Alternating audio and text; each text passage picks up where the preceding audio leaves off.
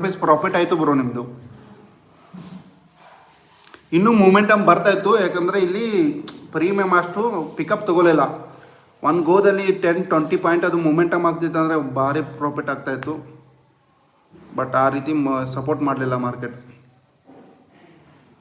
ಒಳ್ಳೆ ಟ್ರೇಡ್ ಇತ್ತು, but momentum ಜಾಸ್ತಿ ಬರಲಿಲ್ಲ ಅಲ್ಲಿ.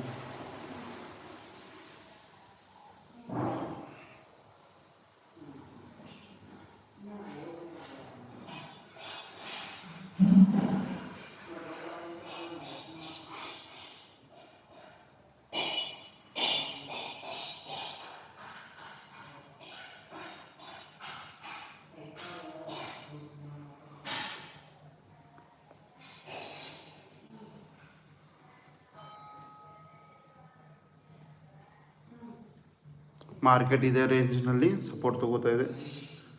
12,054 ಇಂದ ಮಾರ್ಕೆಟ್ ಸಪೋರ್ಟ್ ತೊಗೋತಾ ಇದೆ. ಇವಾಗ ಏನಾದರೂ ನಾವು ಪ್ಲ್ಯಾನಿಂಗ್ ಮಾಡಬೇಕಾದ್ರೆ ಸಿ ಸೈಡ್ ಪ್ಲ್ಯಾನಿಂಗ್ ಮಾಡಬೇಕು. ಇಲ್ಲಿ ನೋಡಿ ಪ್ರೀಮಿಯಮ್ ಯಾವ ರೀತಿ ಜಂಪ್ ಕೊಡ್ತಾ ಇದೆ ಡೌನು.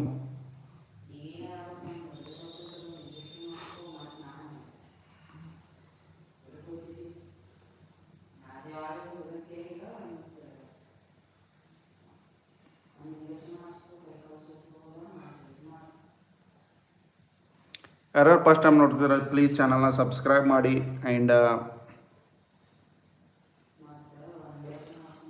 ಒಂದು ಲೈಕ್ನ ಒತ್ತಿ, ತುಂಬ ಸಪೋರ್ಟ್ ಆಗುತ್ತೆ. ನಮ್ಮಿಂದ ಏನಾದರೂ ಇನ್ಫಾರ್ಮೇಷನ್ ನಿಮಗೆ ಸಿಗ್ತಾ ಇದ್ರೆ ಪ್ಲೀಸ್ ಲೈಕ್ ಒತ್ತಿ ಆ್ಯಂಡ್ ಸಬ್ಸ್ಕ್ರೈಬ್ ಮಾಡಿ.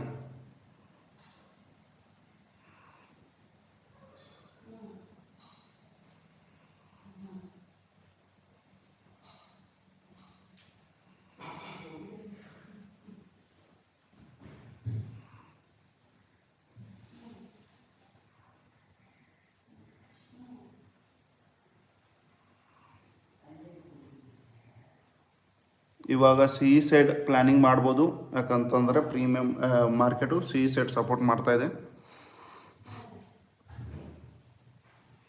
ಬಟ್ ಪ್ರೀಮಿಯಮ್ನ ಶಾರ್ಟ್ ಮಾಡ್ತಾ ಇದ್ದಾರೆ. ಇಲ್ಲಿ ಎಲ್ಲ ಆ್ಯಂಗಲಲ್ಲೂ ಶಾರ್ಟ್ ಮಾಡ್ಕೊಂಡು ಬರ್ತಾ ಇದ್ದಾರೆ ಪ್ರೀಮಿಯಮ್ನ. ಅದಕ್ಕೆ ಸಿ ಸೈಡ್ ವೇಟ್ ಮಾಡೋಣ. ಏನಾದರೂ ಒಂದು ಸ್ವಿಂಗ್ ಆದರೆ ಸಿ ಸೈಡ್ ಸ್ವಿಂಗೇ ಇಲ್ಲ ಅಲ್ಲಿ.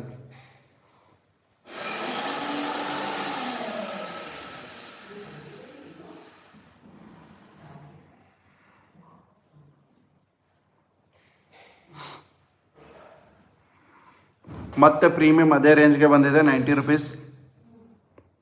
ಈ ಸಲ ಮೂಮೆಂಟಮ್ ತುಂಬ ಜಾಸ್ತಿ ಬರುತ್ತೆ ಗೈಸ್, ಯಾಕಂತಂದರೆ ಮಾರ್ಕೆಟ್ ತುಂಬ ಡೌನ್ ಹೋಗಿ ಎಲ್ಲ ಸ್ಟಾಪ್ ಲಾಸ್ ಹಿಟ್ ಮಾಡಿ ಇವಾಗ ಬಂದಿದೆ ಅಂದರೆ ಇನ್ನೂ ಮೂಮೆಂಟಮ್ ಬರೋ ಚಾನ್ಸಸ್ ತುಂಬ ಇರುತ್ತೆ. ನಾವು ಎಕ್ಸಿಟ್ ಆದಮೇಲೆ ಈ ರೀತಿ ಮಾರ್ಕೆಟ್ ಮೂಮೆಂಟಮ್ ಮಾಡುತ್ತೆ ನೋಡಿ. ಓ ವೆರಿ ಗುಡ್. 95 ಎಲ್ಲಿಂದ? ಇಲ್ಲಿಂದ 76ನಿಂದ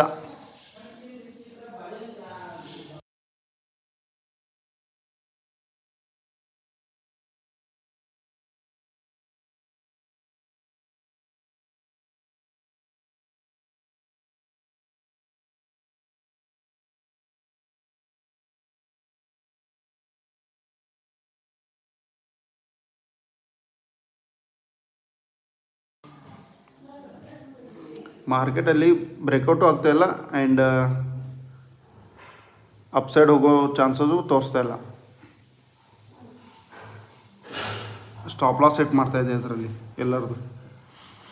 ಬ್ರೇಕೌಟ್ ಆಯ್ತಂತ ಸ್ವಲ್ಪ ಜನ ಬೈ ಮಾಡ್ತಾರೆ, ಸೊ ಸ್ಟಾಪ್ ಲಾಸ್ ಹಿಟ್ ಮಾಡ್ತು. ಆ್ಯಂಡ್ ಸಪೋರ್ಟ್ ಹೋಗ್ತಾ ಇದೆ ಅಂತ ಸ್ವಲ್ಪ ಜನ ಬೈ ಮಾಡ್ತಾರೆ, ಅವ್ರದ್ದು ಸ್ಟಾಪ್ ಲಾಸ್ನೂ ಹಿಟ್ ಮಾಡ್ತಾಯಿದೆ.